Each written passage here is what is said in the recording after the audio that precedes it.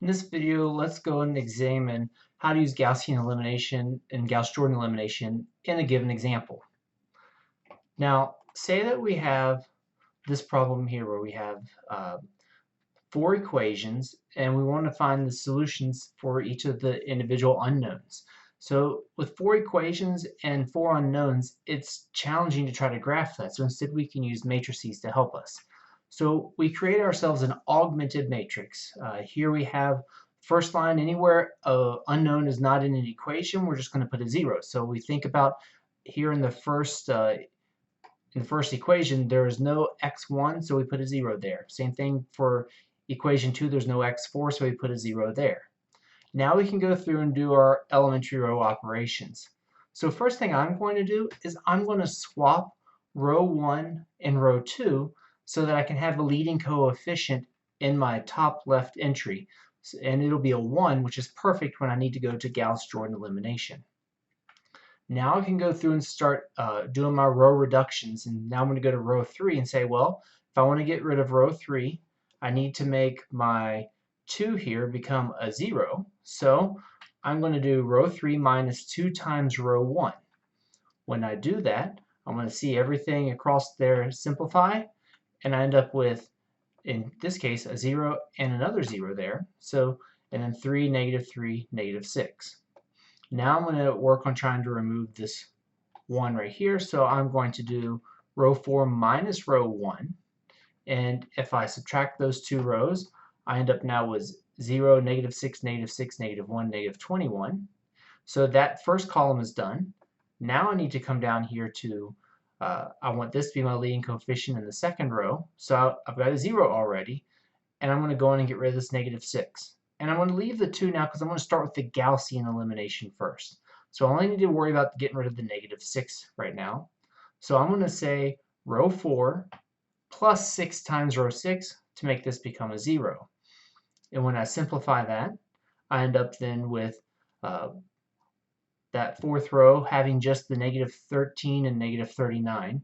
So now I'm to a point, because it's the augmented matrix, that if I simplify this last part here, I'll have my first unknown for x4. So I'm going to do -1/13 row 4 so that I get a +1 and +3. Now I can work on then using Gaussian elimination to go back and go and substitute into my equations. So I already know that x4 is 3. So now I can go back to the previous equation and do 3x3 minus 3 times -3, which is why it's written as minus 3 times 3, equals -6. Because again, that last column here, that's augmented matrix, so I know that that is what I'm always equaling. So I simplify, and then I add the 9, divide by 3, and I find that x3 is 1. Now I have 2 of my unknowns. I can come up to my second row here. So I plug into my second row x3 and x4. So I end up with x2 plus 1 times 1 minus 2 times 3 equals -3. I simplify my left-hand side. I add 5 to both sides, and I get that x2 is 2.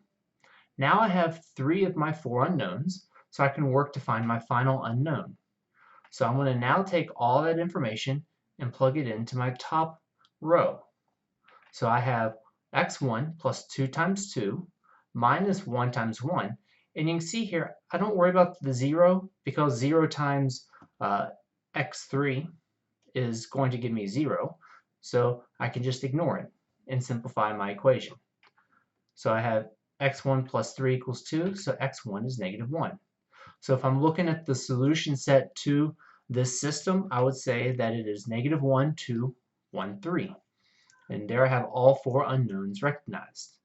Now say instead I wanted to use the Gauss-Jordan elimination, I would go back to where I just was before I started doing the back substitution and start to work up the rows. So now I want to get rid of this -3 to make this, so I can start making this the identity matrix, the final column. So I'm going to do a third of row 3 plus row 4.